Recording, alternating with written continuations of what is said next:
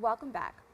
Upon recognizing the lack of resources for young film enthusiasts in the Bronx, Jackson Van Horn took action and created Vanmoto Media. This media production company provides a platform for a new generation of entertainers and offers valuable assistance to those seeking to advance their film education. Van Horn now joins me to discuss this effort. Jackson, thank you so much for joining me. Of course, thank you for having me. Now, before we learn more about your efforts to bring a film resource to kids in the Bronx, which is amazing, by the way, I'd love to learn a little bit more about your upbringing with film as a kid. Yeah, I think I was just always in awe of how films can make you feel and just being able to be transported to a whole other world. I always, found so interesting. And to be honest, I was also like an only child for 7 years. So I feel like you get bored after a while and, movies were sort of my outlet to be creative and imaginative. Now, how did you develop your voice and your vision as a filmmaker despite the lack of resources? And where did you get the courage to know that even though it's not around you, it was still something that you wanted to do? Yeah, I think it's important early on to sort of realize your resources and your access to resources really doesn't define your artistry and your work. I went to a school that did not have a film program. And so every day after school in middle school, I would like go home and watch YouTube videos, learning filmmaking, things like that. And so it's really about finding your own resources. And it's really great because it allows you to also think outside the box and troubleshoot in new and creative ways. Now, I was really impressed to hear that while you were in high school, you launched your own equity and sustainability plan. Tell me a little bit more about that and the importance of representation and diversity in film. Yeah, I think over the last couple of years, everyone can sort of kind of recognize that representation in film is so important. I just saw a survey, that 52% of Americans could not name a single famous Asian American. 26% were Asian Americans who they surveyed. And so that's like central to why representation is important. People deserve to see themselves. And it's also so important to be exposed to other cultures. And so in high school, I was sort of there were a lot of conversations going on about how we could improve this. And one of the ways I thought of was creating guidelines internally at, our own productions, things I was directing, producing that could sort of outline and guide us to what a set should look like and how to make it inclusive. And I'm curious to know, as mentioned, this was in high school. So, was there a particular moment that you realized like, hey, I'm not seeing myself, in film or television, or was it maybe a friend who, talked about that? What was that moment for you that you knew you wanted to do this? Yeah, I was applying to film schools at the time actually and working on a lot of my essays. And so one of the things that really came up for me as I was reflecting on a lot of the media that I grew up with was that there weren't a lot of like positive representations of certain demographics and things like that. And so I really wanted to sort of shift that narrative and really try and improve it. Yeah. Now, can you highlight the new and improved equity plan and the role it plays in ensuring diversity? Yeah, so when I was founding Vanmoto Media, I wanted us to be a production company, but also to operate in many ways as a think tank. And so we sort of workshopped our old plan, and this one is new and improved. It also is external, so any producer, any company can actually go on our website and look at it, and we educate them on how to monitor diversity and track the data and also analyze it. And we also improved the numbers to really make sure that we're reflecting the demographics of the United States. And so we increase those requirements for all of our productions so that we just make sure we're reflecting the world around us. And, I was able to see some of those numbers and some of the, just the guidelines, and I thought they were so well thought out. It was actually really amazing to see because I think that a lot of the time people, when they say diversity, it's like one of that, and I think that, those guidelines really help to kind of avoid the tokenism, which I thought was amazing. So I definitely wanted to give you a moment to highlight. Do you want to expand on that? Just, the importance of like why you had certain numbers and why you thought certain things out? Yeah, I think one of the areas that our plan focuses on is behind the camera because it's not really as visible as in front of the camera. In front of the camera with actors, it's a lot easier to track and see how diversity is being improved, but behind the camera, it's a lot harder to sort of understand that data, and we get really into the weeds and talk about higher positions on set, for certain projects that revolve around certain themes, whether it be racial themes and things like that, it's important to have people behind the camera who are also reflecting those themes. Now, how did the Vanmoto Media Film School mentorship program begin? Yeah, I was at USC at the time, and a lot of my classmates I had realized went to the USC Film Summer Program, and I sort of remembered being in high school really wanting to go to it. It was sort of known as like a secret way to improve your admission chances, and I really wanted to go there. But they didn't offer financial aid, and my family really couldn't afford it at the time, and it was not possible, and it felt like a door shut in my face. And so as I was sort of thinking back to that, there needed to be something to offset that, right?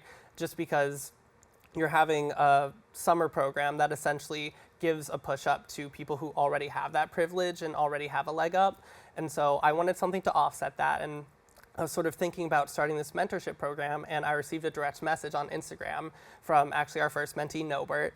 He found me on TikTok. I was just doing different content around filmmaking, and he asked if I could mentor him. I was like, perfect. I was just thinking about this. And so we got to work with him, and then once after that first year, we just didn't stop. It was just such a great experience. Now, a lot of these kids, students, young adults have access and are able to learn from industry professionals. Can you talk about the importance of having those professionals there, and what do they add to the program? Yeah, so we tend to try and target younger industry professionals just because they're in lower positions in the industry, which is theoretically what these high schoolers will eventually be working in. They're on the ground floor. They're able to really give insight into what's happening in the industry, what the job market looks like. And everyone also has a different path working in entertainment. And so it also gets the mentees to really start thinking about beyond film school, like what jobs do they want to pursue, and what are the different pathways? Because I think you also really have to create your own pathway in entertainment and sort of find your own way to where you want to be. Now, I'm curious to know, what does a typical day within the program looks like for the kids? Yeah, so it's actually an asynchronous and remote program, which allows us to reach different parts of the country, and it also allows us to tailor to everyone's busy schedule. So typically, once we choose our applicants, we sit down for a general meeting with them. We really just get to know them, their goals, what schools they want to apply to, and then from there, it's really a lot of the work relies on the students because it is for their college application. So they'll be writing essays, and then we'll jump on a meeting, we'll give notes, talk about that. We also pair them with an additional mentor aside from myself. So there might be one at a different school that they're interested in, and then there's one at USC. And so we're able to really sort of workshop their entire portfolio with them. Yeah. Now, I really want to highlight, the fact that it's there to help children and students from underrepresented backgrounds, especially, with these applications, with, being a part of these programs. Can you talk about the importance of that? And then I know that, how does it, I guess, make children feel safer that they're in a community with people who kind of have the same background as them?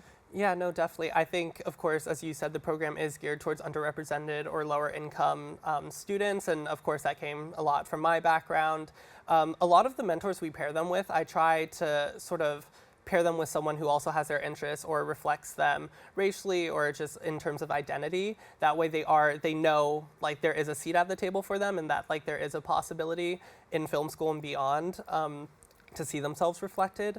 And so, yeah, that was really just important to me because, as I said before, film schools are associated with lucrative careers, especially the top programs, NYU, USC, Chapman. A lot of places like that does lead to a very strong career. And so, if we're trying to improve diversity in the whole industry, it's that this is a key place to focus on. And so that's why we sort of targeted it. Now, what are the requirements for joining? And can you talk about the deadline extension?